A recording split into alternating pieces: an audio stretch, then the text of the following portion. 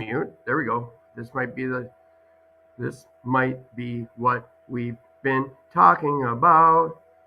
We're live. Welcome back, everybody.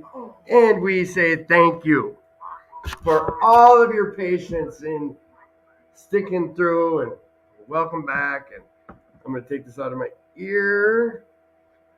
So we've had some, I don't need to explain it to you boys and girls out there in listening land. Same as always, dealing with some technical stuff, getting it figured out.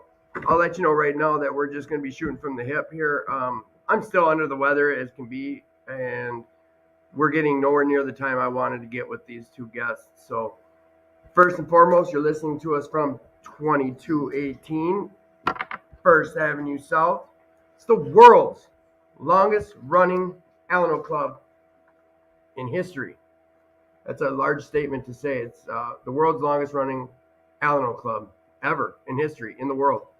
And we do what we can to keep these doors open. We just had a give to the max. I know that we didn't meet the funds that we were really hoping we were going to meet. I don't come out and say, oh, that falls on my shoulders, but I would have liked to do more for advertising and sharing it with you guys and explaining to you guys how important it is to share it with others. But water under the bridge, and you still can always donate. If you're able to, go to 2218.org. Yep. 2218alano.org. Mm-hmm. And follow the prompts and give if you're able to give. Otherwise, come on down here and volunteer some time. This place is ran by volunteers, and that's what that's the people say the lifeblood, but I think it's the grease that keeps these wheels spinning here at 2218 is the volunteers. I'm not going to go down the list of all of them. I know tonight on Fridays, Missy and Scott give up their Friday nights to be the front desk people, to be here to greet people with a warm smile and information on where to go, find a meeting, whatever the case. You can only imagine what a volunteer gets to see up here. So be part of that. Come on up. Make this club your club. 2218 First Avenue South. The Alano Society of Minneapolis. The return of the monthly dances are coming. It's going to be here pretty quick. I mean, we're talking right around the corner. Saturday, December 3rd. That's is that tomorrow? Yeah. Holy buckets. Tomorrow, we have got a dance, a shindig, a doo-wop diddy party going on here. $5 at the door. All is welcome. Starting at 9 p.m., going till around midnight. As always, no drugs, no alcohol is allowed on property. Come on down here and get some fellowship in and learn how to cut a rug. That means dance. So it's one of the many things this club is trying to do to generate some stuff happening. Not just always money, but just to get the word out there. So that's a big deal. The other thing I want to share with you guys about is the Gratitude Cafe. Not 100% sure if that still is the name, but for a fact, we have dinners here. It's not on Friday nights anymore. It's on Saturdays. Believe it's starting at 6:30, but come on up here around that time, and there's going to be homemade food. Jane, our lovely Jane, is making a homemade ham and bean soup, big couple batches of tater tot hot dish, cornbread with honey, cookies, ice cream, Rice Krispie treats, H2O, coffee, all that good stuff.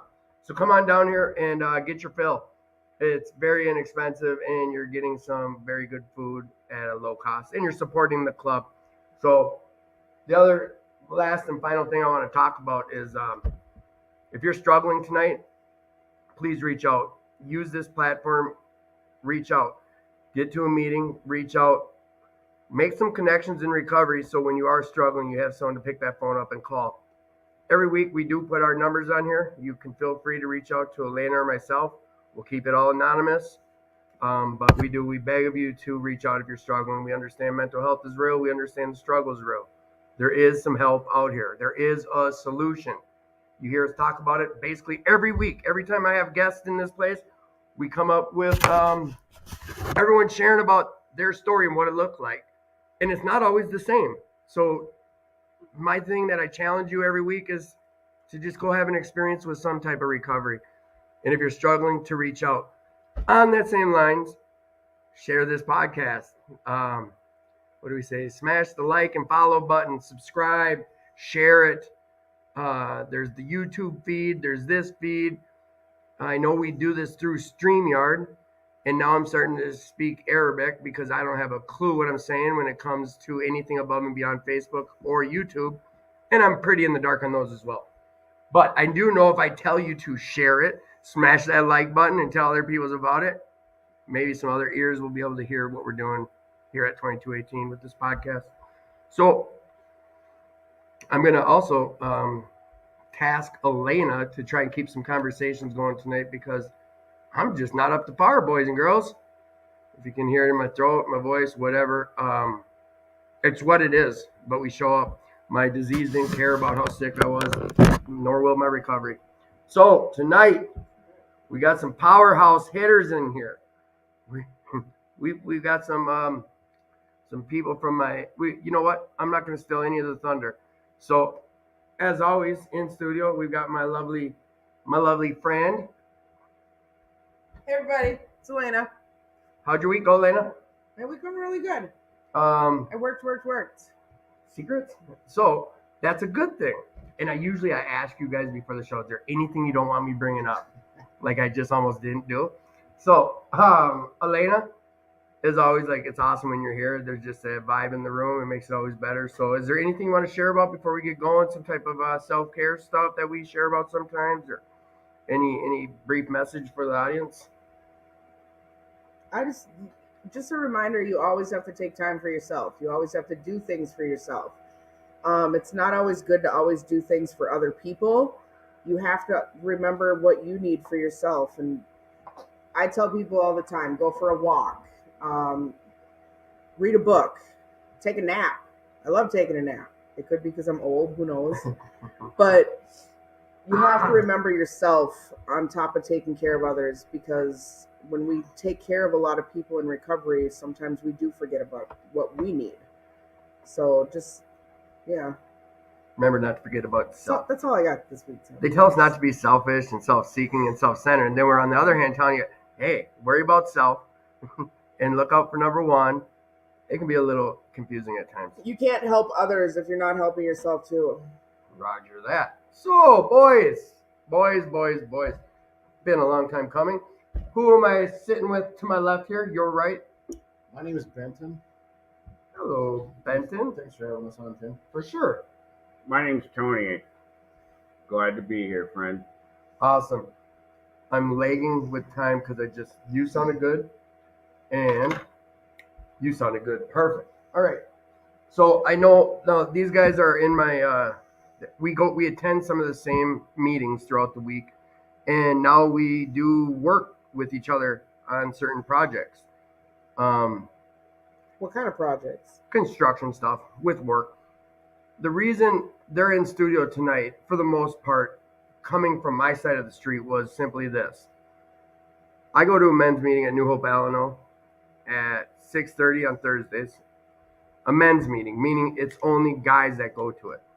This was the first men's meeting I ever attended in recovery, and this is the first time I was able to go to a meeting and focus on recovery and not the pretty girls in the room. I'm trying to say this politely. But a guy told me once, like, under every skirt is a slip. And that kind of goes hand in hand with, like, me finally seeing a men's meeting. Not saying I was in there for picking women up, but I was able to open up and share in a different manner when I was surrounded by men. And this meeting is a lot of the long-timers and a lot of knowledge in that room. And when these guys, their actions and when they speak and share, because it's a big book study, and when they share, I'm very intrigued. So I wanted to get them on the show. So I think I'm going to start with you, Tone. See how I did that? I made eye contact with Benton. Boom. So Tony, how's your day going? Uneventful. Uneventful. If you're okay with it, let's just kind of give a brief synopsis. I know you shared with me earlier about I don't need to sit and share with people how drunk I used to get or something on those lines. Right. What does your past look like that got you? What was it that helped you find these rooms? I guess nothing more than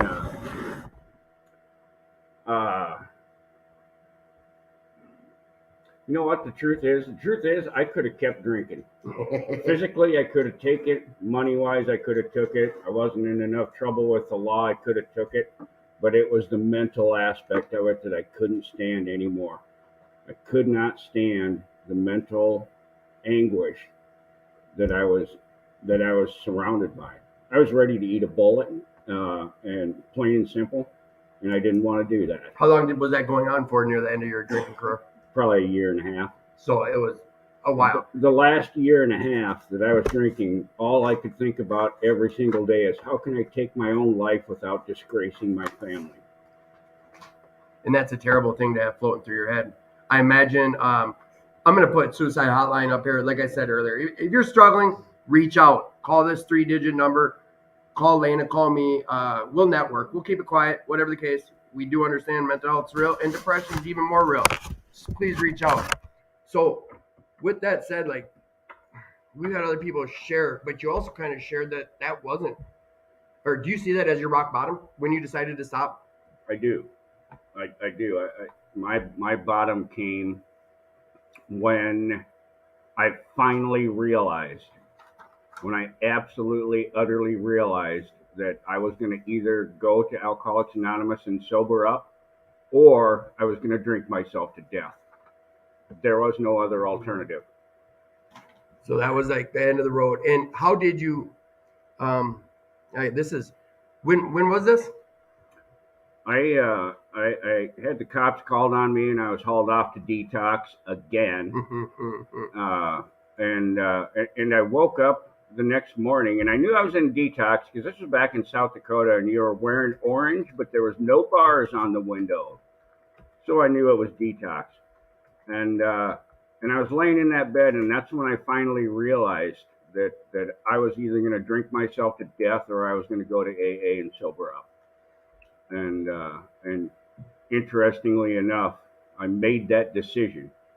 And I got up out of that bed. I walked down the hallway of the detox center and looked at the TV just in time to see the second plane smash into the World Trade Center. Oh, 2001. Yes. September 11, 2001, huh? Correct. So it was that following morning. Oh, that's heavy metal. Prior to that, you mentioned something about some health. Health wasn't your health at this time was not the key reason you stopped drinking. But No. Was there health issues? Yeah, I've been insulin dependent for a lot of years. Prior to that? Correct. Okay. So drinking how did drinking affect your illness? Oddly enough, I was diagnosed. I was 32 years old, and one of the things that happened during that time, sparing you a whole crap ton of details, I was really, really, really sick right after my diagnosis, and I had lost a lot of weight. I weighed about 100 pounds when I'd normally been 160, so that's a pretty significant loss. And nothing worked. And I had been sober for about a year and a half, not through Alcoholics Anonymous, just because I quit drinking. I was untreated. White knuckling it? Yeah, yeah, untreated alcoholism. Okay. And would you like water, either of you? No, I'm good. So anyway, I finally, in my poor health, there's a lot of backstory to this. I'm going to spare you all the details, but what had happened was I had lost a really good job. I had lost because of my health. I was losing my home. I was running out of money, and I really felt like, oh, this is my reward for sobriety. To have my health go to hell, to lose everything. Quite frankly, my wife had left. And so I started drinking again. Was it a deal where you picked up right where you left off? Exactly. Okay. Exactly what happened. But oddly enough, there's something about alcohol. It's in a sugar class all by itself. And the alcohol, as soon as I started drinking, I started putting on weight, and then I started getting healthier. That's going to be a mind frick. Right, yeah, and it was absolutely awful. It was a disaster. I really believed at that moment that was going to help me. The answer. And quite frankly, it did. a year's worth of doctors, and I couldn't put any weight on. As soon as I started drinking, I gained 30 pounds in 2 months. I know you said you don't want to sit and dwell on that stuff because there's a lot of info. I'm going to ask you a few questions about this. Did you tell the doctors during this time, like, hey, look, man, I started drinking. I'm putting weight on. Like, were you open with them about it? Not one little bit. Okay. Were they telling you not to drink type of deal, or? Nope. Okay. So then, where does that take a turn? You're gaining weight. Yeah. Are you feeling okay, or? I felt better than I had in a year and a half. Okay. Physically, I felt better. Once again, though, the mental aspects of alcoholism start creeping up on you. And that, of course, is no good. And there's other byproducts to that, too.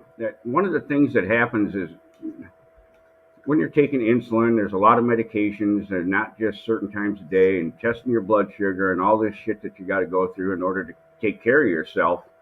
Well, the more I drank, the less I started taking care of myself.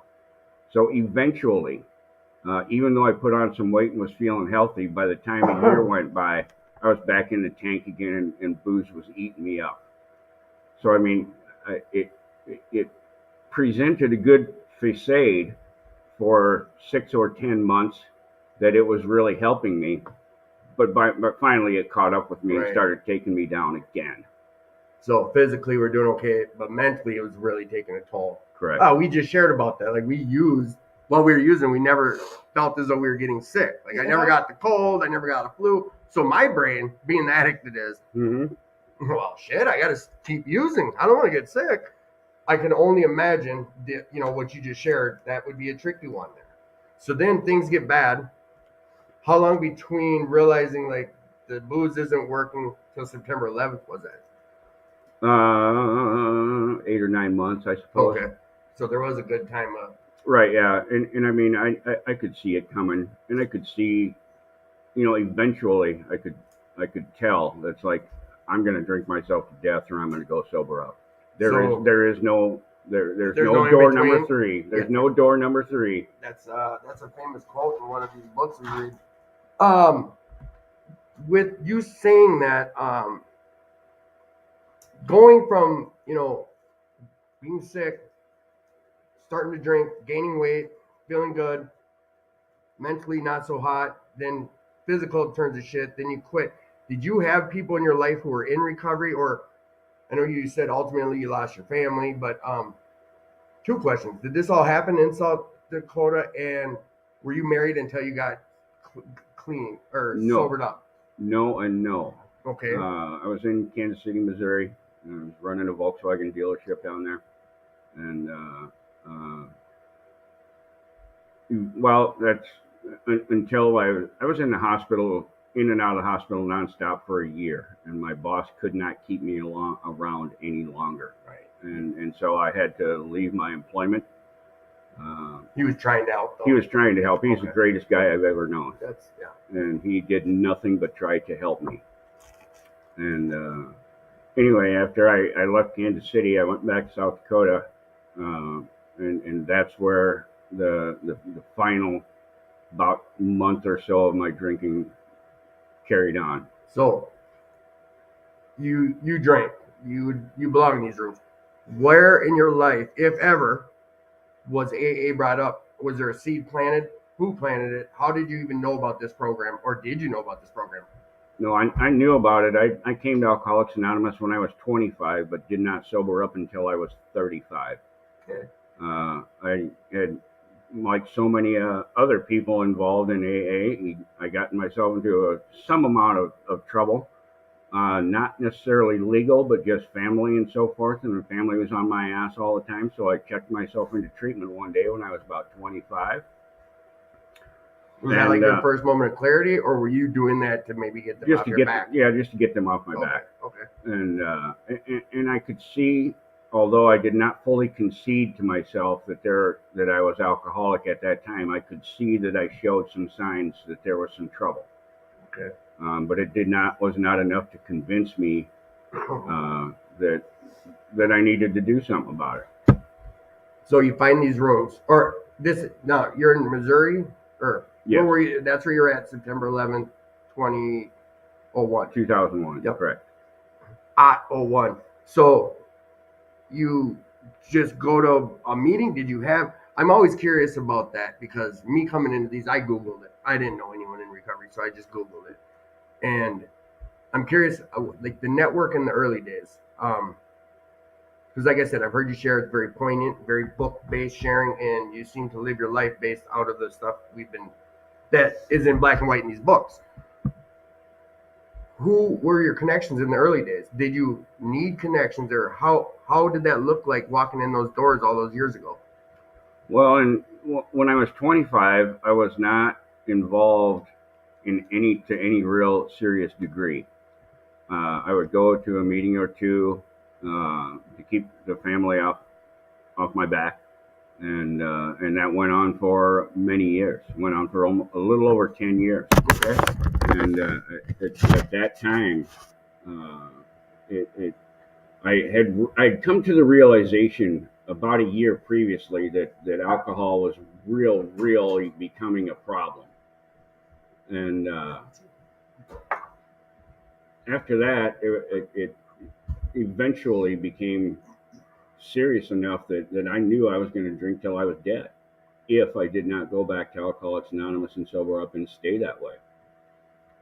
So, I mean, as far as connections, I mean, that was just once I got out of the detox center, uh, and that would have been a little after September 11th.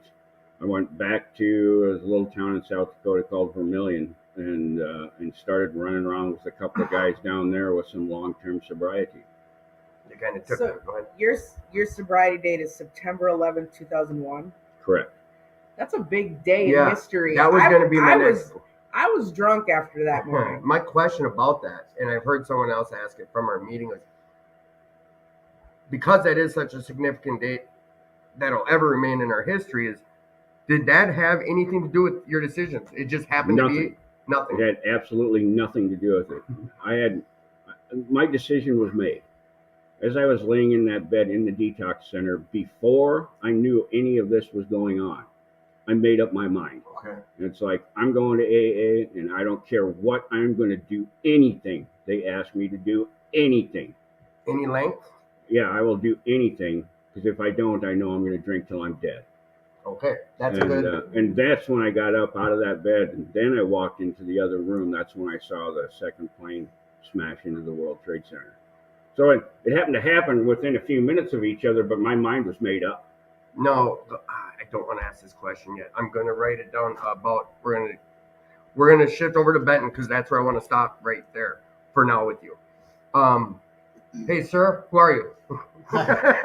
Tim, I'm Benton. Uh, Again, thanks for having us on. yeah, sorry about the kerfuffle. You guys, if it's a possibility, on the 30th, I'm having like a mishmash show of like a lot of our past guests, and everyone get 5-10 minutes or something. But I'd like you guys to consider that if you're not out of town. I know you guys both have family that aren't next door, so That'd be great. um, You know, Tony brought up some really good stuff, and you know, there's a lot of similarities in our stories. Not allowed to dwell on a ton of that background stuff, but while he was talking, I was thinking a little bit about some of the mindset and you know, untreated alcoholism when he talked about that. And I had untreated alcoholism a long time before I ever came to admitting to myself that I was alcoholic. I think people around knew that there was consequences in relationships and everything else. You know, I think I clung on to the idea that I didn't fit the stereotypical alcoholic in my mind. Right. You know, I wasn't under the bridge. I didn't drink from a bag. I did a lot of other stuff, including drinking a lot. But it got to the point where it consumed my life. I processed what I did, and it did that for a number of years before it was progressively got worse. Got to the point where I was mentally focused on it all the time until I became physically dependent on it. And you know, until I realized that one is like I had to do something different. And Tony had mentioned it. You know, I came to the realization I was just going to drink myself to death. But more than that, the hard part for me was wrapping my head around and getting to the point of how am I going to live without alcohol. Um, Right. it became such a part of my life. It was with who I hung out with. It was everything I did. And we did a lot of stuff. Is the people I surrounded myself with, and I think that we drank and created events that to pass our time while we drank, and so it just got to the point where it was everything, and Your started, world revolved around booze. yeah, and I still functioned as a self-employed professional, Financially successful. Yeah, I had no problems on the outside. Everything looked great. On the inside, I was a mess. So, I'm pumping the brakes on you. Is looking back at this, because I know your dry date's not 2001. It's more recent. And have you been in and out of the rooms in the past 10 years, or is this? Yeah, that's a great question.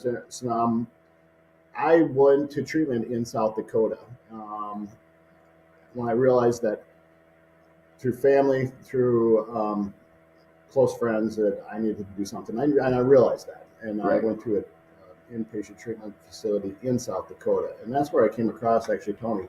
Oh, that was in South Dakota you guys met. Yep. Okay. And so I didn't know him before that, and that's where I was introduced to AA. I've heard of AA.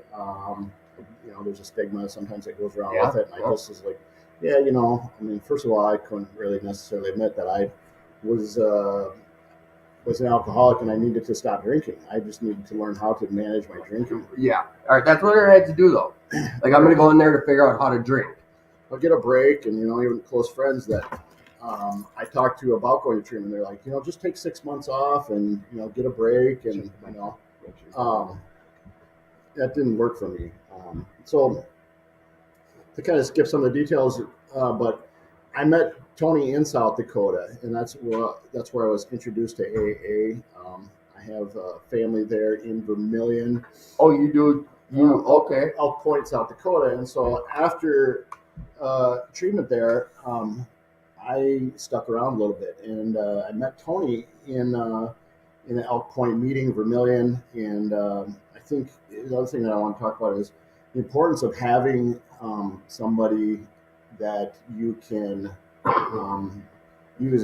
He's my sponsor, but more than that, I needed to see firsthand this program working. What did sobriety look like? Recovery look like? What's the difference between sobriety and recovery?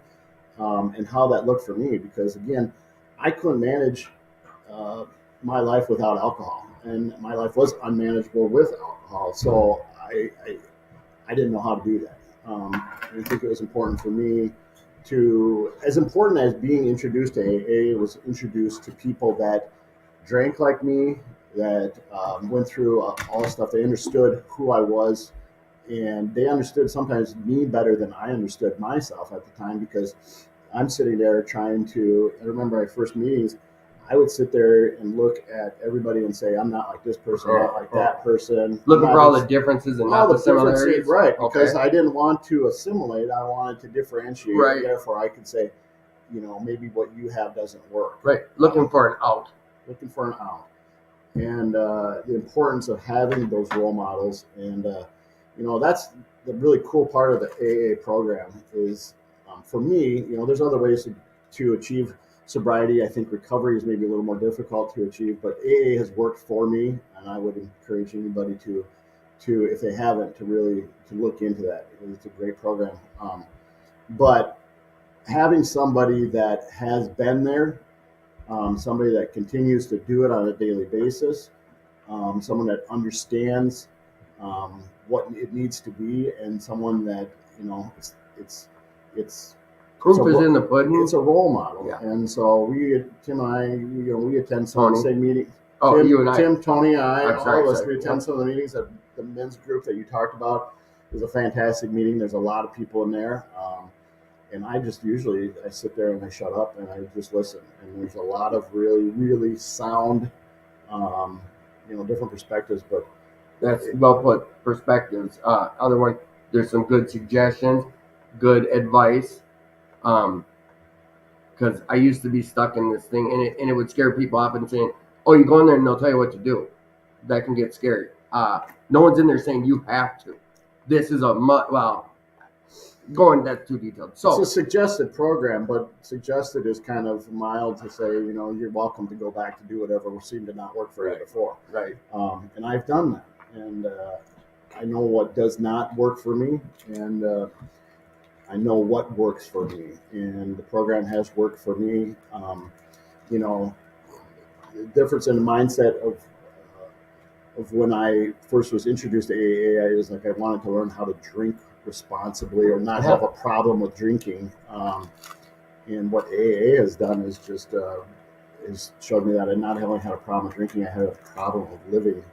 And the suggested steps have helped not just with drinking. Not drinking is a byproduct of working this program. And I think that's the part that I think a lot of people miss. They're like, I just want to learn how to not drink, or I want to be able to. And I think it does so much more. It has for me, in the sense of it's given different aspects, a different perspective on how life can be much more fulfilling from everything.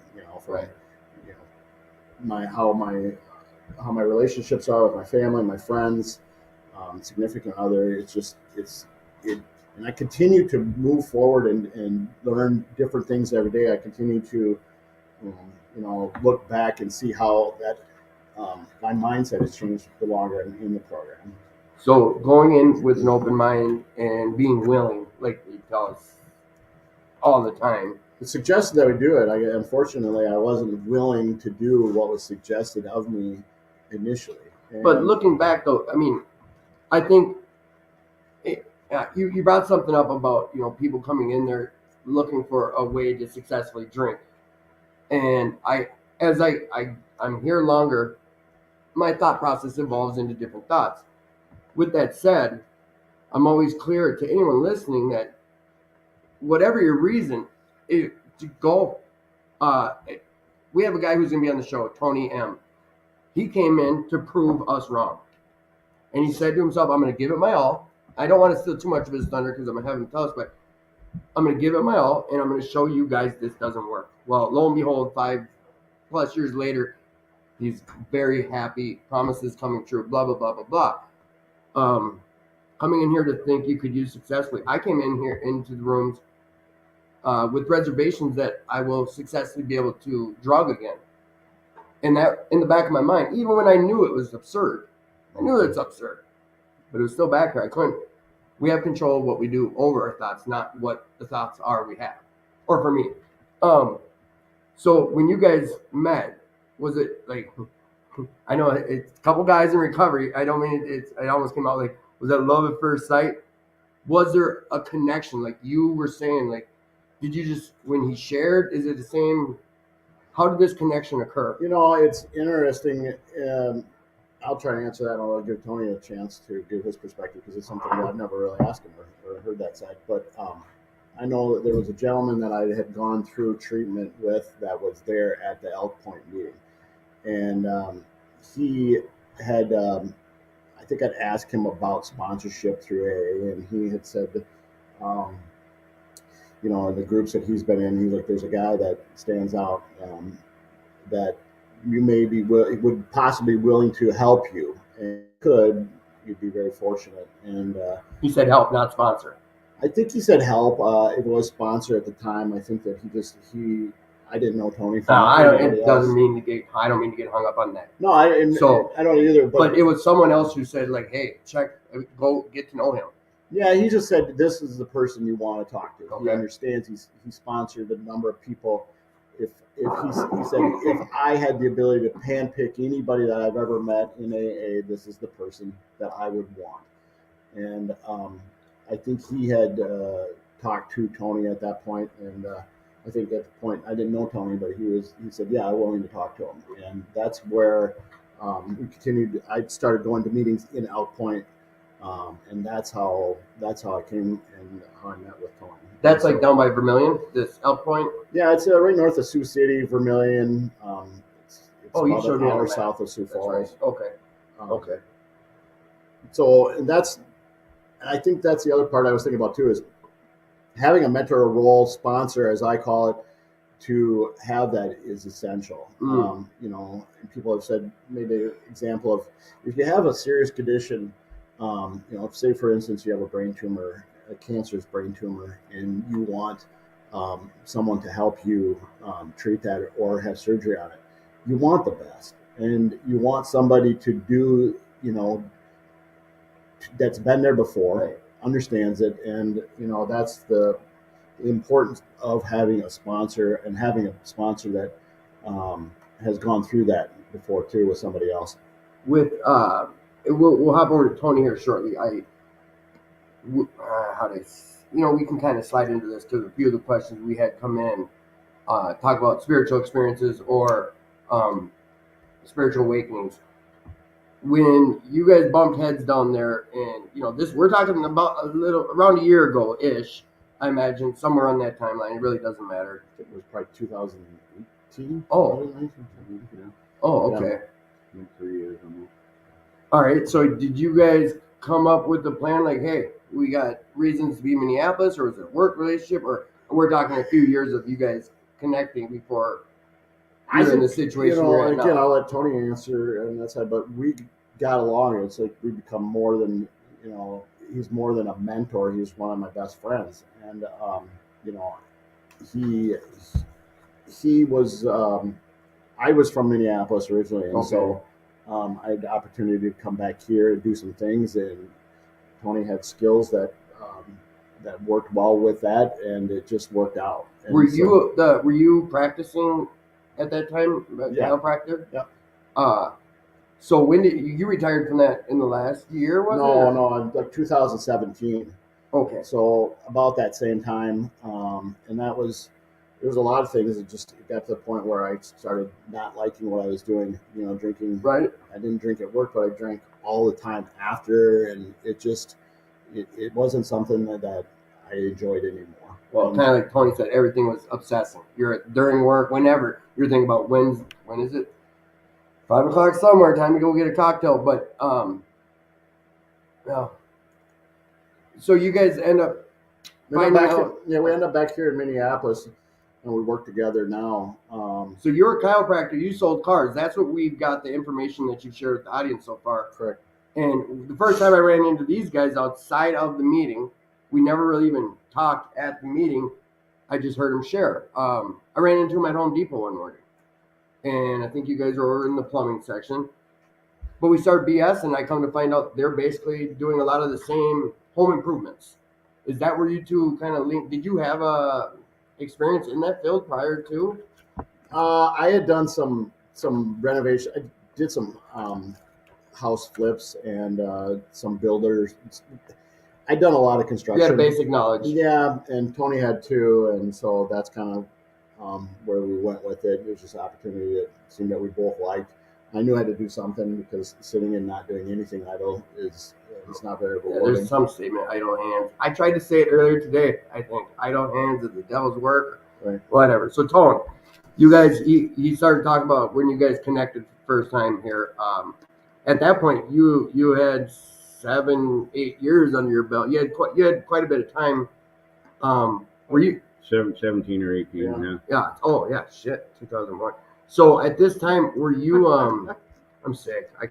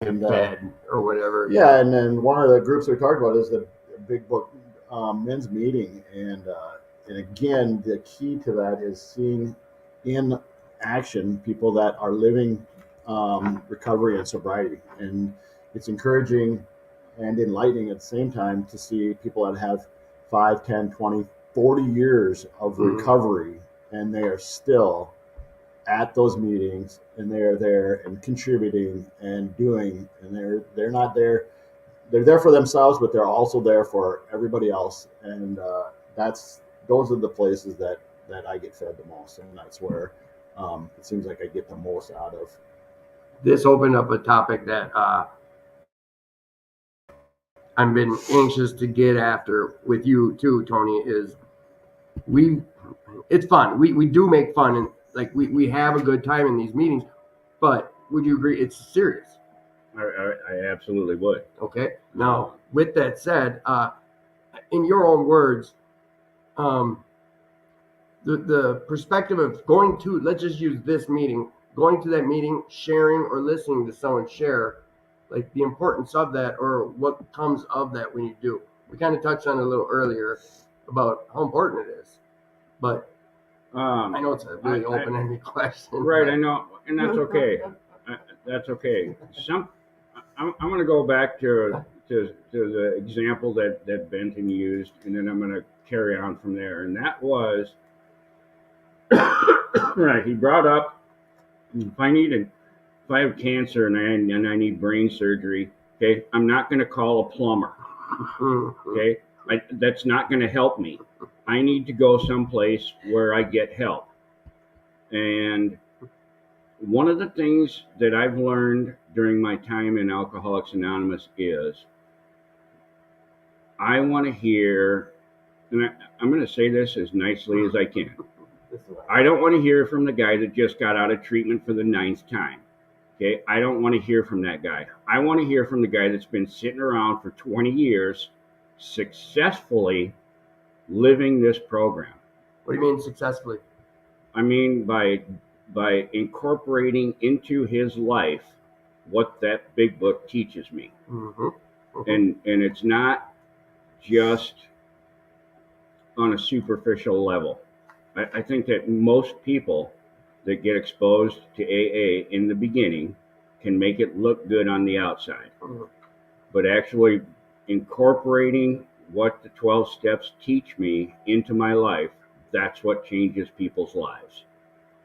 And I need people that, I want to be that guy. See, right. You know, I want to be the guy that's been running around for 20 years, and I have been, and I want this stuff built into my life, and I want to incorporate it into my life, and I want it to show. And I say this regularly at AA. I'm going to say it until I'm dead. I haven't entertained any serious thoughts of drinking in over 20 years, and I intend to keep it that way. What about how's the mental health been?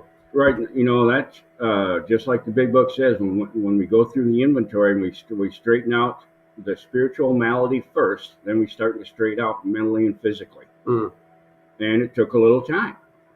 You know, I'm not saying that I was suicidal in the beginning, because quite frankly, I wasn't. As soon as I got most of the booze and crap out of my head, that first probably 60 days, I was not in that frame of mind anymore. Right. That doesn't mean I was well or happy or otherwise mentally stable, because I wasn't.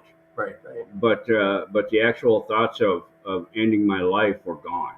So you were from that beginning point, you're slowly digging yourself out of the state of hopelessness. Correct. Okay. Now, time goes by. You stay. You made mention of, or no, you know what? I cut this off, and I'm already starting to ask another question. So you brought up about a surgeon doing some work, and why would you call a plumber? I'm trying to get us going on that conversation before I try to stop and change it. So you guys, oh shit, I lost myself here. I asked you a question about, it was an open-ended question. I think the relevancy that you're trying to get to is the fact of how important AA has been for Tony and myself, and then we're in different stages of recovery and sobriety. Oh, that's right. I'm that burnt. Going to meetings, the serious nature of showing up and being there, the your view on what it is to go to the meetings. You start touching on, I'm not too interested in hearing that guy whose his actions aren't meeting what his words say. Period. That's a great way of Correct. saying it. Yep. He's got the good talk. Someone even shared a few weeks ago that I think it was Jim H was saying they used to call me a beautiful bullshitter. Hmm. He could talk the talk, but the actions weren't lining up. How did that come about where you were able to be on that level of when you would share? Where does that come from? How are you sharing in meetings today? If you share. When I do, I first of all, let me say this. I learned 20 years ago that I don't have any answers. I get my answers out of the book. Okay? I can study that book and I can learn what that book has to say and I can try to incorporate it into my life. But I think more importantly than that, when we're in AA meetings and something comes up out of that book, I need to be able to relate my experience from that, how it applies to that directly. Not the differences, but the similarities. Right, yeah, the similarities. Okay. And I need to be able to point out exactly what that says in the book and say, okay, see what it says in this paragraph, in this sentence? Now here's what happened to me. And then start talking. So, is this would this be okay to call this a true statement that this book, with your experience, has been a really good guide to living life? It absolutely successfully, has, yes. happily, without fear, or how to deal with it when it comes up, these things. Right, yes, yep. Because has it been all, what would we say, sugar, candy, and rainbows? Rainbows and bunnies? No. Yeah. No, I mean, that first, before I met Benton in that first 10 years that I was sober, my health was also still in the tank. I had a series of heart attacks. I had kidney problems. I did not work for 9 years. I had 4 years of cardiac rehab. My life was not rainbows and bunnies, and yet I managed to stay sober throughout all those things. And so, I don't know if anybody's life is rainbows and bunnies. I've never met anybody that could say that and convince me that it was true. Right. But to me, my point is that, and the big book says it. It said, some of us have to get pretty badly mangled before we really sober up. And then it also goes on and it says that, job or no job, wife or no wife, we can get sober and we can stay sober, no matter what. No matter what. There's a few promises that are made throughout this book, and I know you're pretty good about. And I don't know if this is you have just a great memory or the repetition of how many times you've been through the book, but I've heard you on different occasions pull out page numbers. Right. Say, hey, what we just read, this has been spoke about 3 times on this page, this page, this page, and it'll be brought up again on this page and that page. Some say it excessive. Like, what's your answer? Like, what would be a response to someone who says, like, God, isn't that a little overkill? I think my response to that would be is quite frankly, my sobriety is pretty decent. And not only that, and I say this shit all the time, I'm going to keep saying it till I'm dead. I haven't been arrested in 21 years. Okay? You guys want to go out and try it your way, that's fine. See what happens. But to me, that book has the answers. That's what I go to. I don't like the daily reflections. I'm not a big fan of the 12 by 12. Although it has some value, and I know that some people use it successfully, and I'm good with that. But for me, I'm in that book, Right. and I found what it has to say to be true. So you're from your own, and that's what this thing's about, is our own experiences.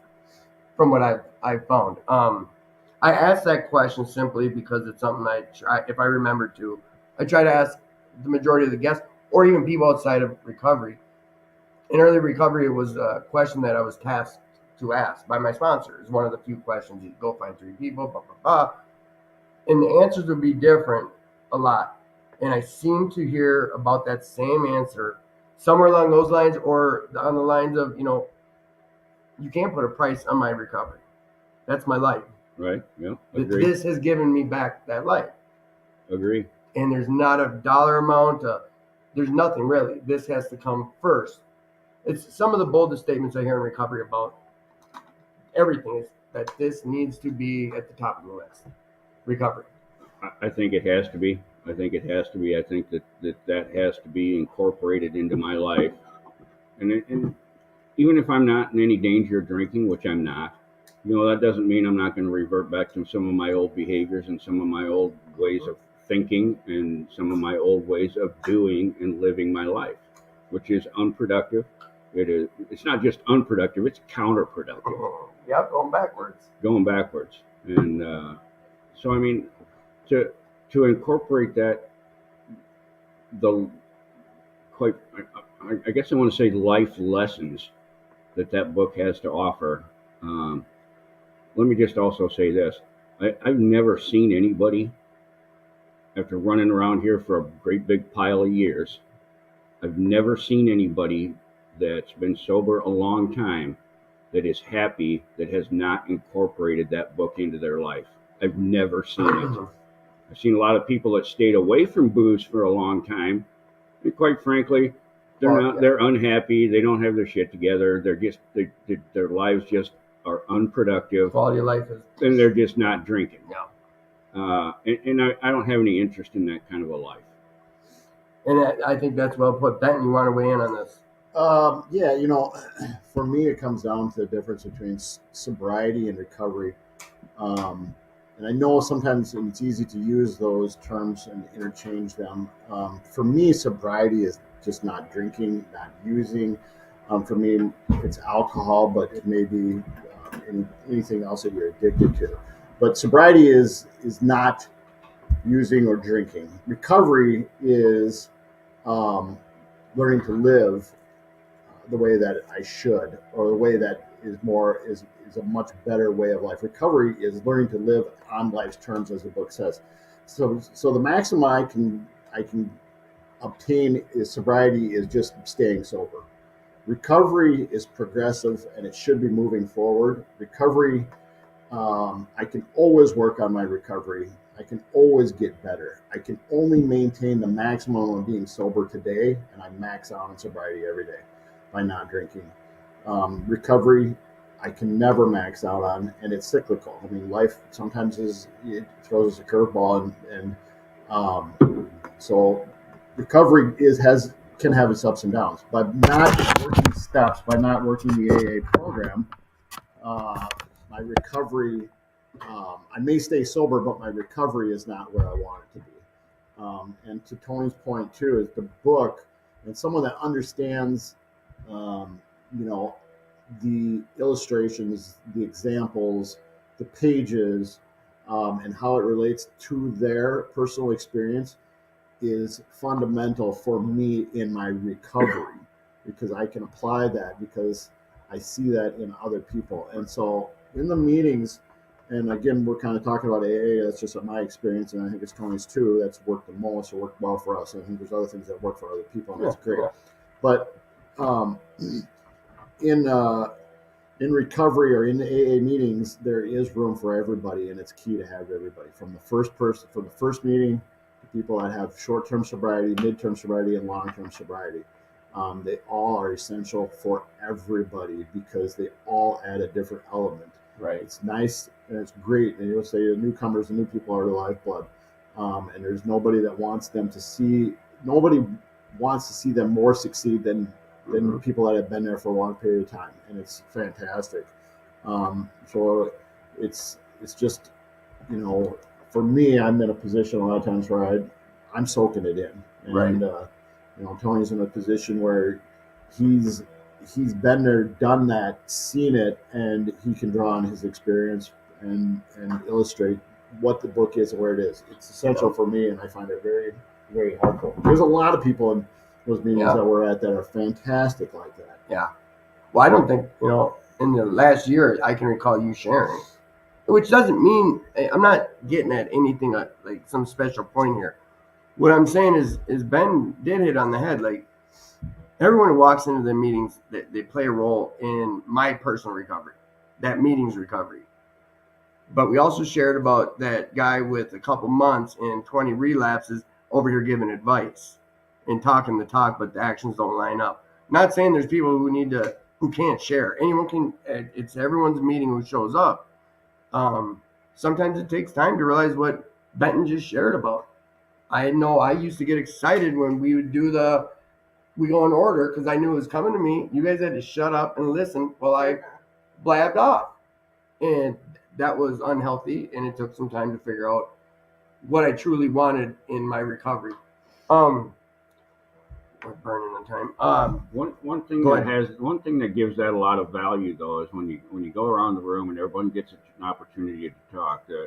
When I was in early sobriety, a lot of stuff that was rolling around in my head was just absolute crap, and I didn't understand that it was crap until it came out of my mouth. Yeah. Once it came out of my mouth and I realized the stupidity of what I just said, I mean, there's value to that. Maybe for nobody There's else, growth. but for me. Yeah, there's growth in learning that whole what you just shared about. It's a huge lesson. Right. So I mean, and I don't ever discourage anybody from speaking their mind, and I want to hear what they have to say. However, that doesn't necessarily mean I'm going to take it to heart. Well, yeah, and like I hope that kind of the point was driven home there, and because I get messages later and they always say you're telling people not to talk or not to share. Not at all.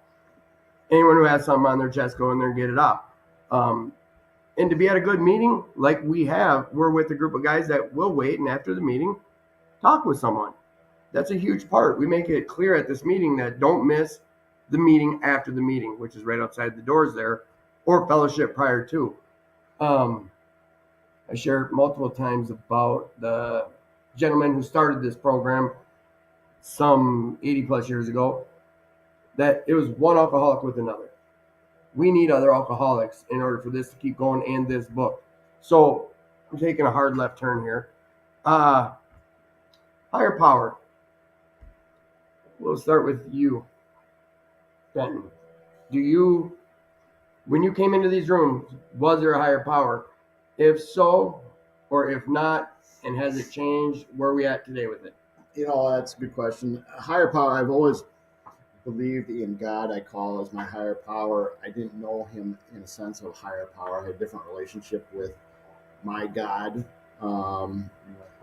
And through AA, I got to almost re-establish that or re-explore that, if you will. I did have a great relationship. I think anybody that drank as much as I did and as often as I did, the last thing in your mind is having any kind of spiritual connection. It just was not existent for me. Again, my higher power, I choose to call God, and it's essential for my recovery. I know that I cannot do that on my own, and I think once I realized that I needed to have that in my life, it took a weight off my shoulders, meaning that I wasn't the one, carrying that burden.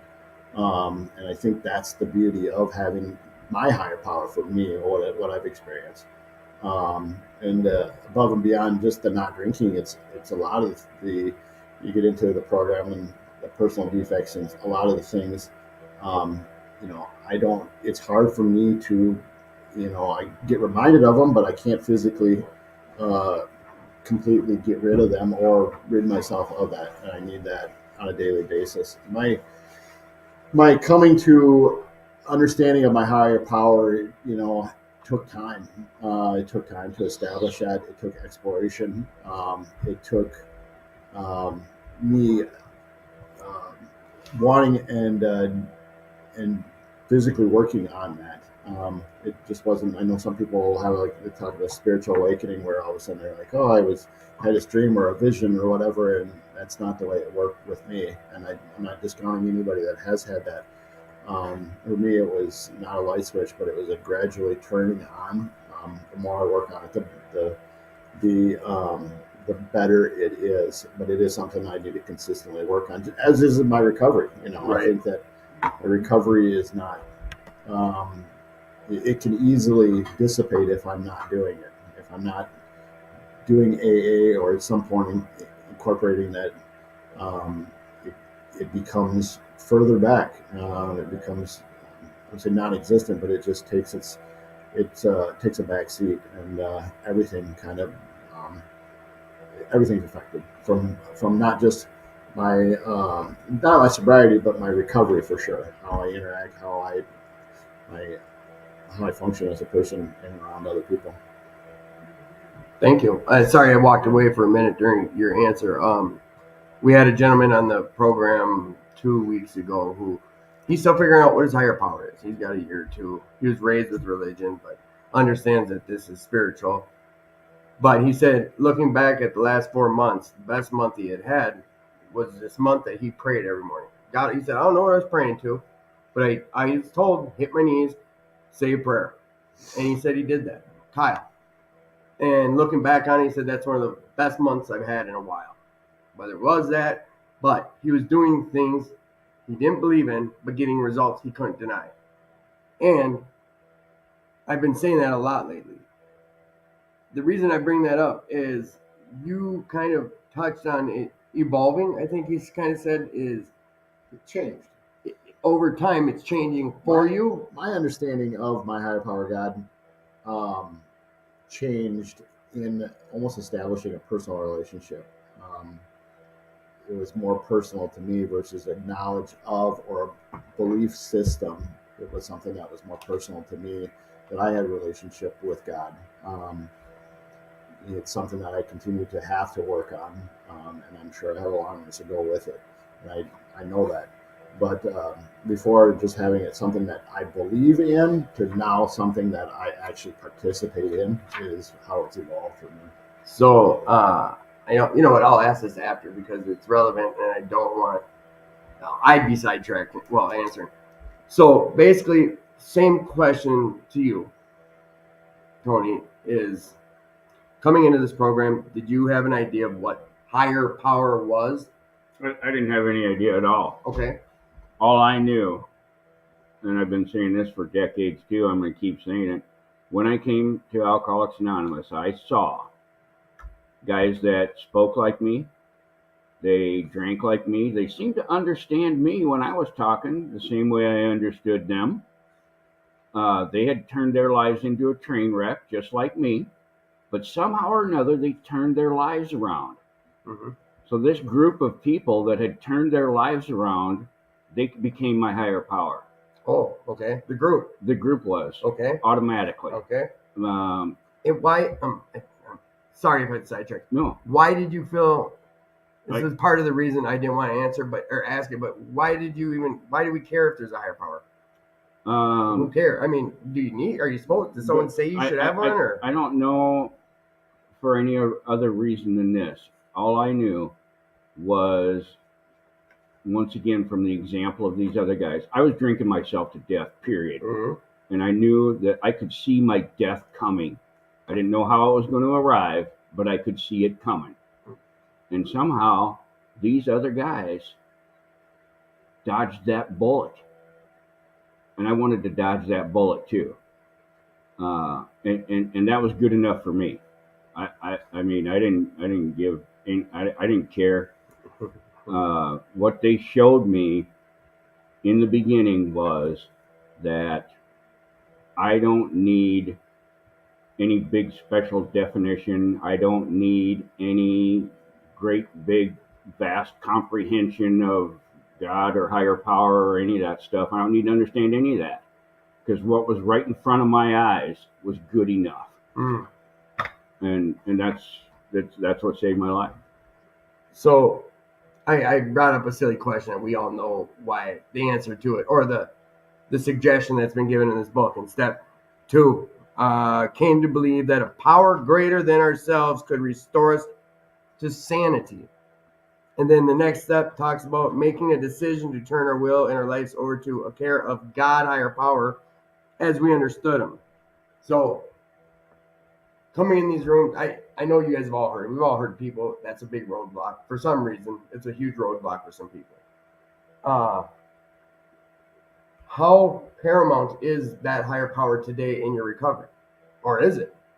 Or is it just something you become accustomed to? I mean, I think the way you answered what it was to you, how you found it, and first question is the group still your higher power? Or has that evolved? I think it's a combination. I think that, and you hear it regularly in meetings of Alcoholics Anonymous, where it's like people will say that they hear God come out of the mouths of other people. And I've found that to be true. And I try to go to a meeting of Alcoholics Anonymous every single day. Yep. And, as far as, first let me say this, is there some big spiritual connection? And I feel like me and God are like walking shoulder to shoulder all the time. The answer is no. I go to Alcoholics Anonymous because that's where I need to hear God from. I try to pray. I try to meditate. I feel like I get mixed results. Sometimes they're good. Sometimes it's nothing. But when I go to a meeting of Alcoholics Anonymous and there is something relevant on the table being talked about, then I always, 100% of the time, I hear God when other people speak. And I think that he's trying to, I think that's how he communicates to me. And that's just an evolution too. In the beginning, I didn't realize that those guys that were running around that had turned their lives around and they've been sober 20 years and they seem to be doing everything okay and they had their lives together. And I didn't realize it at the time, but God was speaking to me then too. And I just didn't even know it yet.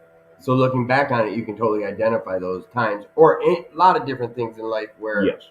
Okay. And I think we started going down that road with the conversation on lunch today or yesterday, and I veered away as quick as possible because this stuff really fascinates me. I'm of the variety that I was not so broke. I was broke enough to the point of coming in here. Whatever you guys had, I wanted to stop doing.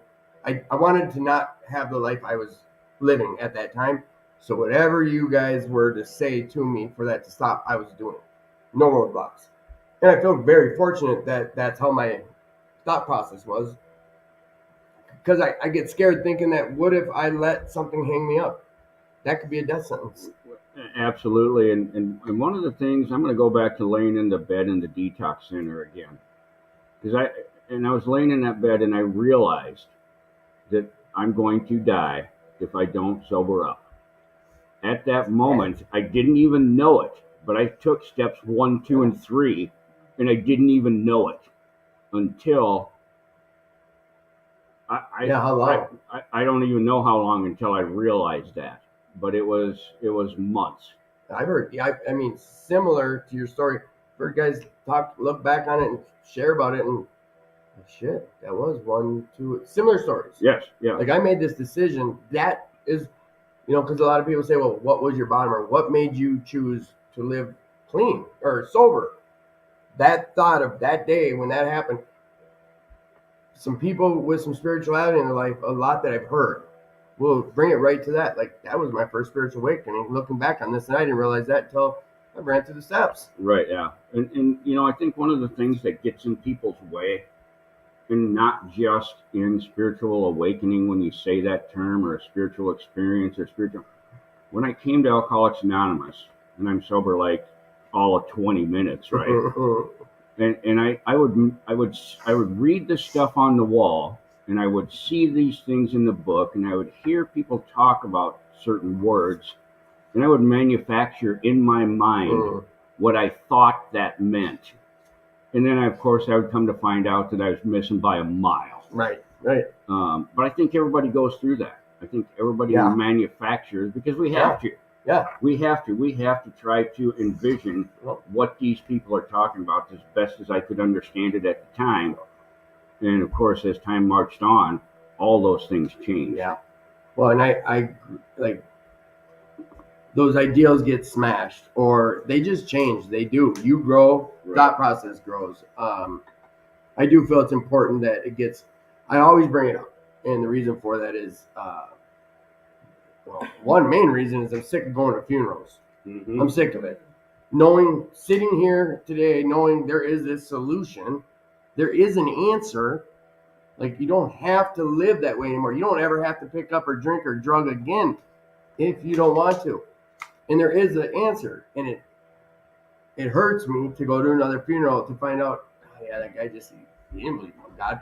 And it's not just that statement, but that willingness. Like you've heard both the guests share about, Elena has multiple times, the willingness to, Tony just shared about looking back on a situation that happened in his life and realizing I took these steps right there. Our thought processes evolve, and we get that. That's a luxury of this new life, I think. So Benton, what has been the biggest hurdle in your recovery? As going back to, like I had said before, is a mindset.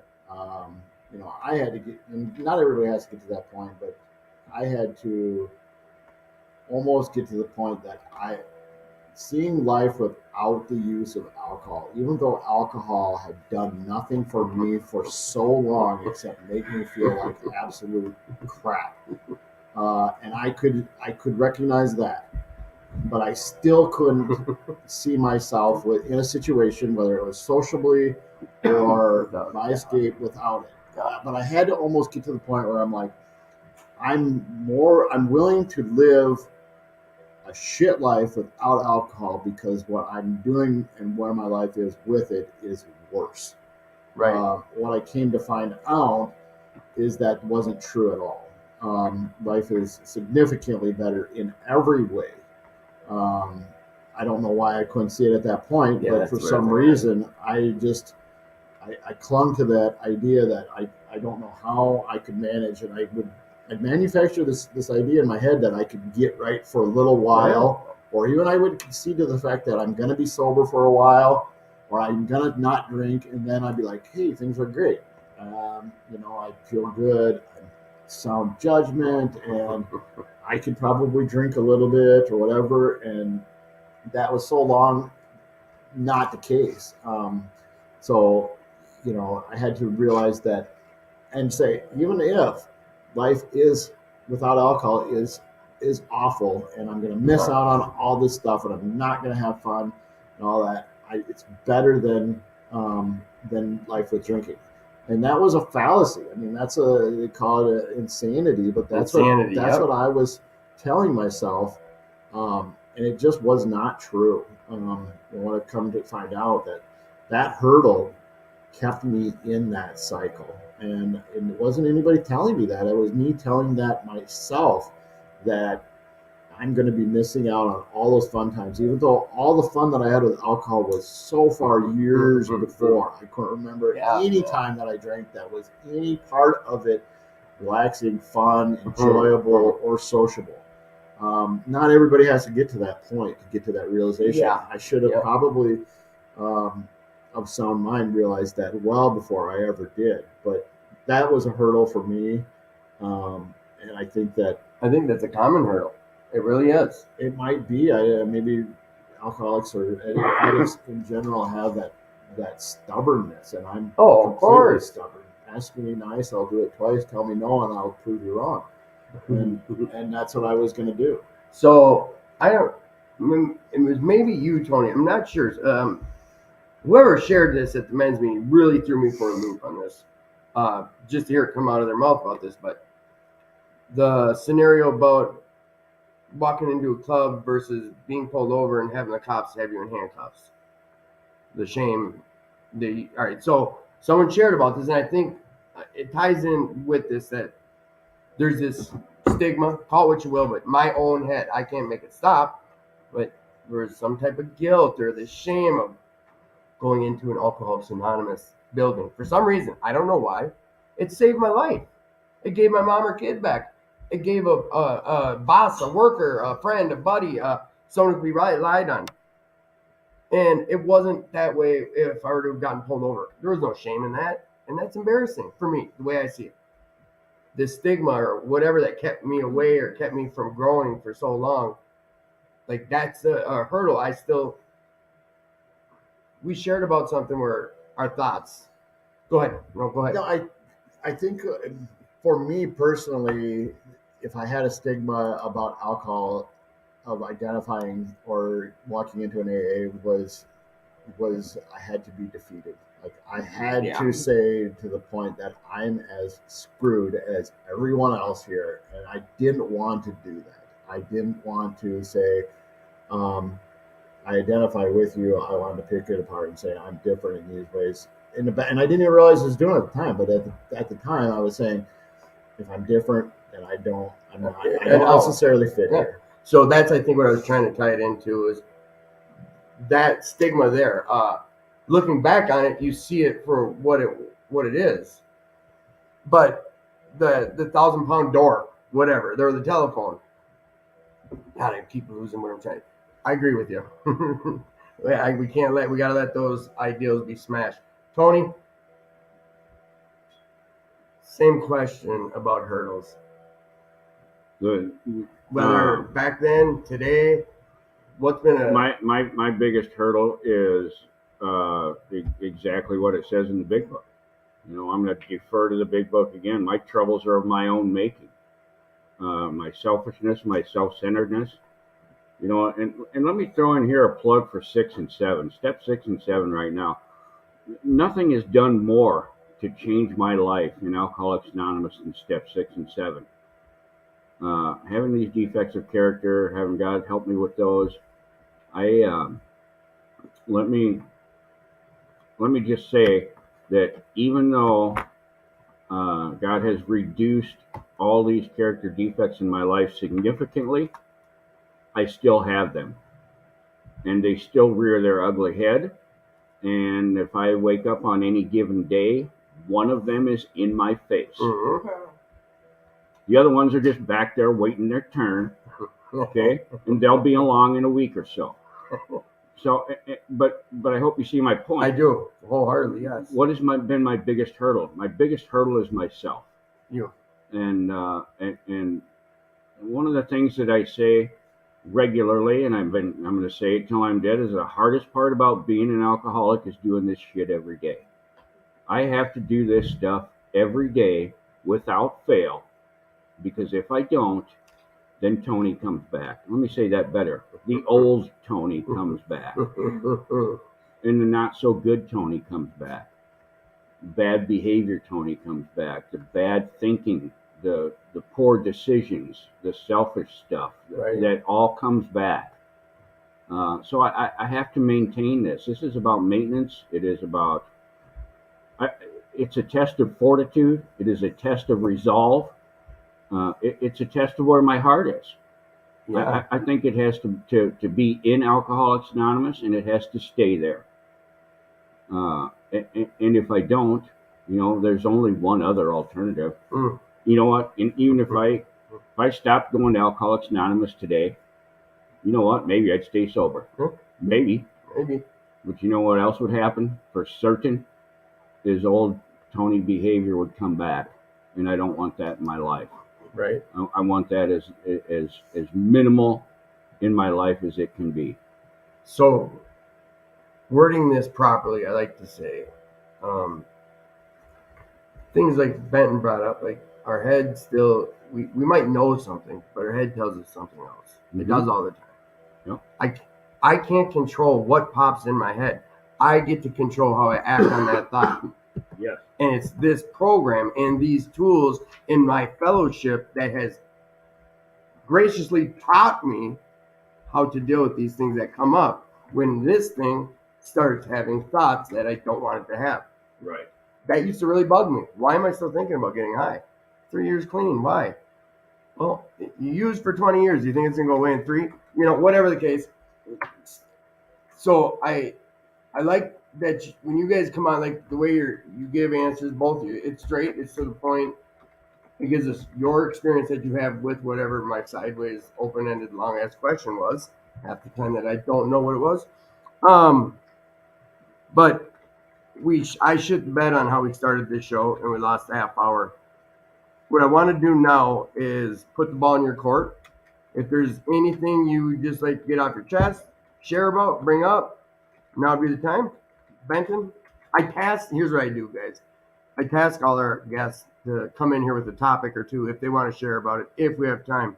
Sometimes you have time, sometimes you don't, sometimes you just rip right and through them. Now's that time I put them on the spot. Well, to be completely honest, I didn't get any of those memos, and so I didn't have any topics. Oh. But I suppose I could. I used to send those out, but Tim has been in charge lately of getting everybody for the podcast. That's So not. Might have you sent should that. be doing this. Right. And maybe you did get it. It's possible that I didn't read it. Yeah, Um, that's a big possibility. I No, it's okay. But if there's No, anything you want to add on to or yeah, share about, read out of the book, just the a floor is little bit of yours. relevancy as we were talking about Mhm. how this program of recovery, what does that look like, and how, looking at it retrospectively, how has it changed? And my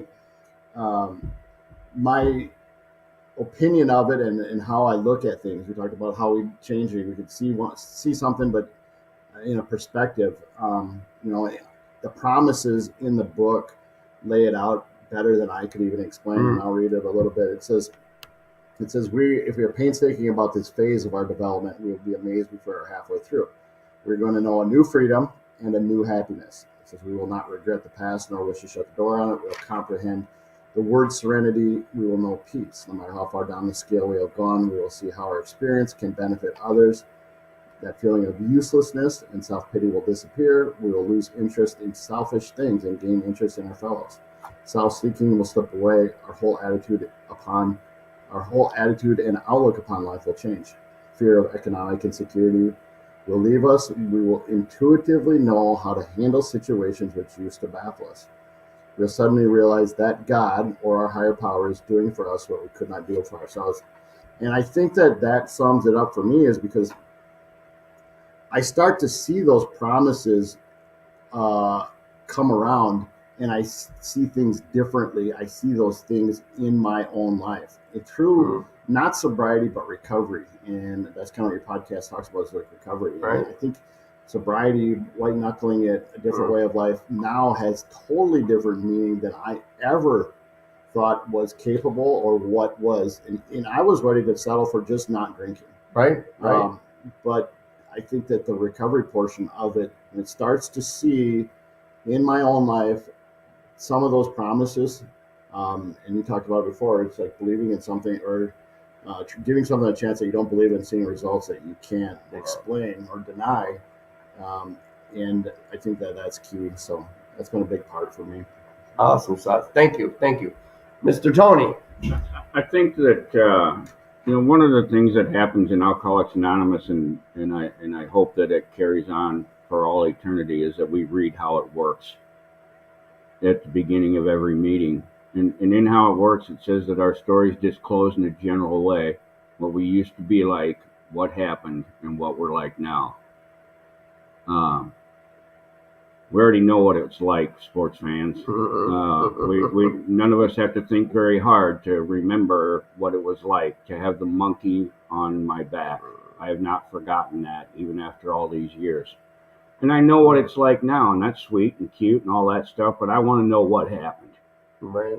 There was it for me, and I related it, I'm going to say it again, was that moment that I was laying in that bed in the detox center, and I finally made up my mind. I'm going to go to Alcoholics Anonymous, and I will do anything they ask me to do. What I'm hoping for is that anybody out there is listening is going to have that moment. I really do. What happened to me in that moment was quite simply, I became willing to take some suggestions, to do things differently, to try to listen to somebody else for once. I just became willing. Willingness was born for me in that moment. And that's what I hope happens to everybody. I hope that willingness is born. And that if in fact people are alcoholic or drug addicted or whatever the case may be, and they come to Alcoholics Anonymous, that there is a willingness to participate and to become involved, and a willingness to do what is asked. Right. And you know what? I've seen a lot of guys come to Alcoholics Anonymous, and quite frankly, they got nothing to lose. Mm-hmm. And but they are still not willing Yeah. to do what is Well- asked. And then I watch them go drink, and then I go to their funeral, and I'm sick of it too. Yeah. And I don't know what it takes to flip that switch. Some people call that a spiritual experience in and of itself, and maybe it was. I don't know. I don't like to try to quantify that. Right. There's for me no benefit in doing so. Right? Yeah. That's I don't just like not- to try to quantify that, but I hope you see my point. I totally do. Yeah, and I think that's a great point to make because certain meetings, sponsors, certain mentors, they try to drive that home, and it's one of the first questions I was asked. Well, and not only that, one of the things that I learned when I came to Alcoholics Anonymous for real is I had to start doing a lot of stuff that I didn't want to do. Yeah. Okay. Yeah. I didn't want to do what was asked of me, It was but gonna I be knew work. that. But I knew that if I didn't, I'm going to drink myself to death. Right. So the willingness was still there. So I did it even though I didn't want to. Right. And there's something in that moment that's what I'm listening to the new guys for. The new guys that come in the door first time or short time or Yeah. however long it is. That's what I'm listening for. I want to see if there's some willingness there to, quite frankly, do some things that they don't want to do. And and I just hope that everybody has the opportunity to reach that point. You know what? Before it's too late. Big Book does say that there are some that cannot sober up. Mm-hmm. It's just a fact. I think that was well put about that. Like I say, it's one of the foundations of this program is willingness. You need to come into these rooms being willing. Boys, thank you for coming on the show tonight. Sorry I'm a little lethargic. I want to bring up a few things, have Elena talk, and then we're going to close out with a little gratitude talk. The Alano Society of Minneapolis got its dances returning starting tomorrow night. You see how I hula hoop that one in? Yeah. The return of the monthly dances, Saturday, December 3rd, 2022 at 9 p.m., 12 midnight. It's going to be a shindig. It's going to be a blast. It's going to be a party. Come on down and shake your rump at 2218 First Avenue South. This was a ongoing, wonderful time that this club had going until that pesky cold came around and shut down our extracurricular fun. But it's back. Tomorrow night, $5, 9 p.m. Be here. Have some fun. Tell everyone about it.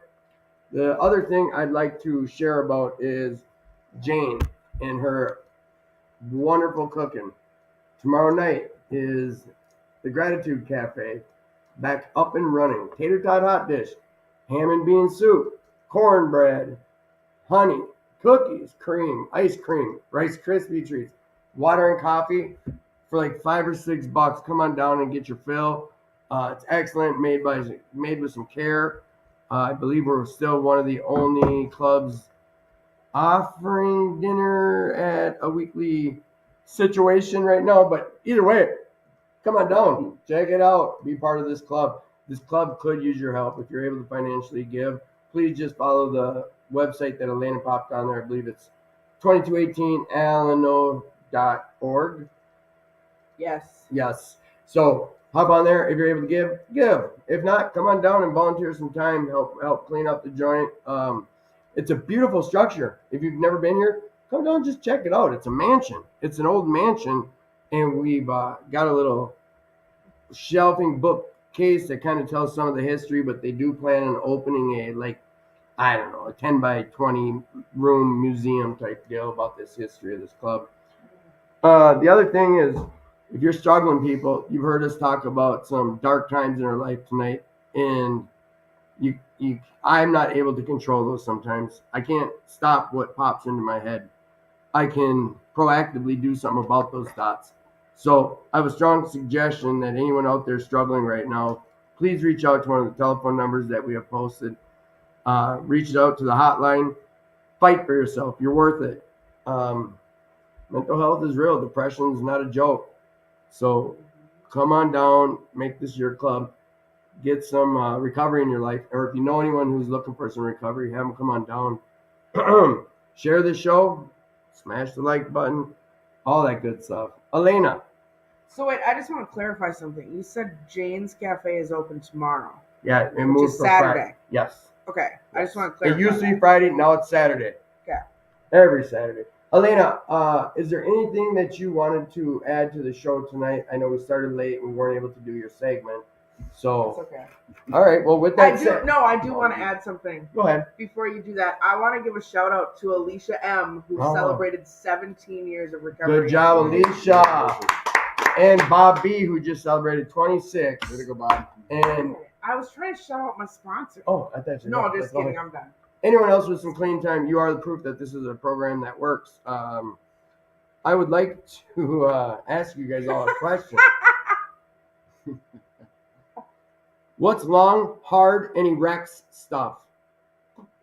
A crane, you dirty minds. Why was the carpenter so emotionally unavailable? Why? He was always putting up walls. These are dad jokes, boys. Why are there so many elevator operators? Why are so many elevator operators bipolar? All the up and downs. Yeah. Two more, we're out of here. Why was the lawyer so disorganized? He was always out of order. What made the hoarder? Oh, I can't read that one. Wow. Yeah, there's some you can't read. So, I'd like to ask Elena what Yeah. she is grateful for. Gosh, I'm always grateful for recovery. I'm always grateful for my kids. I'm really grateful that winter break is coming for my daughter that's in college, so she's coming home to see me for a few weeks. So I told her to pencil me in because last time she was home, she didn't have any time. She's getting to that age. Yeah, she is. Elena, you're the best, and I love you. Tony, what are you grateful for as of lately? We talked about it earlier. The most important moment in my life happened to somebody else. And that's when Bill Wilson was standing at the hallway at the Mayflower Hotel with the bar on his left and the church directory on his right. And he took the church directory. And at that moment, he saved my life. And a lot of other people's too. And I try to think about that every single day. Talk about the butterfly effect. I started going down that rabbit hole earlier with him, but it's fun for me. It's like, am I going to win the lottery? What am I going to do with the money? One thing happened. If someone took that phone book, if he tripped, hit his head, whatever, it happened the way. Now here's higher power stuff, boys. Happened the way it was supposed to. Mm-hmm. Gotta believe that. Benton, what in life today are you grateful for, bud? You know, I'm grateful that we have opportunity with recovery to have other outlets. This podcast, as I talked about it in a meeting the other night, and I had to think about it for a second. And it used to be, you talked about the stigma of going into a meeting at the first time, and it's more socially not accepted but aware. Clubs like this club here that have social events, things where people can do things, you come here and find a new community. Grateful for seeing just some of that recovery in action. I was at Thanksgiving at the New Hope, serving dinner there the other day, and the families that are affected by it. You think about it's not just us as addicts and alcoholics that have been really restored sanity, but have a different life and an option that's far better than we ever had or even imagined. But grateful for all of the different people that have benefited from that, including families, loved ones. And that's a huge deal. It's not just us as alcoholics and addicts that suffer. Everybody here has loved ones, relationships, jobs, and those those all of those things are compromised by when we're in that phase of alcoholism, addiction, whatever it is. Um, I'm grateful for this program and what it's done for everybody else, and that's really cool to see when you start to see some of the sociable events, people and families getting back together and enjoying something they just didn't have without that. Yes. Yeah, that's awesome. Tim, what are you grateful for? I'm grateful for our opportunities that are presented to us and being able to see them. I'm just truly grateful for connection. I believe that I take a hard stance on a lot of things when it comes to my personal recovery. I've learned that I'm speaking for my personal recovery. So when Tony shared about the blessing that a situation happened over 80 years ago, and that's what he can be grateful for because that happens to be the reason he's here today and happy. I'm grateful for those moments where I can recognize things, where I'm clear-headed enough and not pig-headed to be willing to hear a message, to hear something new, to realize I'm wrong. I'm grateful for the guys who came before me and the guys who share so very poignantly and don't give two shits about someone's feelings. If I had guys caring about my feelings when they shared, I'd be fucking drunk today. So I am grateful for the honesty of this program. I'm sick. I believe next week we've got another banger of a show. I will be having Benton and Tony back on. Hopefully on the 30th, we're going to have a big mashup show, but a lot of people are at families. So we'll be playing that by ear. But this isn't the last you're going to hear from these boys, as long as they don't tell me it was a nightmare. No, I appreciate you having us on, Tim. All good. Awesome sausage. All right. Elena, Yeah. you didn't get to share much, but I didn't. Tim's got this thing where he says that he's sick and he's not going to be able to talk, but then he just keeps talking and talking and talking. If there's ever someone, But I do love him. If there's ever a person, I was going to say a woman, but if there's ever someone I knew who had no issues with speaking her mind when and how and where she wanted, it would be the girl to Tony's left and my right. But and I Benton's don't forward. like interrupting people. I love you, Elena. You're the highlight of my life at times. Until next week, please stay safe and reach out if you are struggling. You're worth the fight. Fight for your life. Yeah, boys. That was a good Are show. you out? Yeah, it's leggy daggy. Look at that. So people can hear me fumble flap going, damn, I dropped the big F bomb at the last minute. I didn't want to. I thought it was hilarious.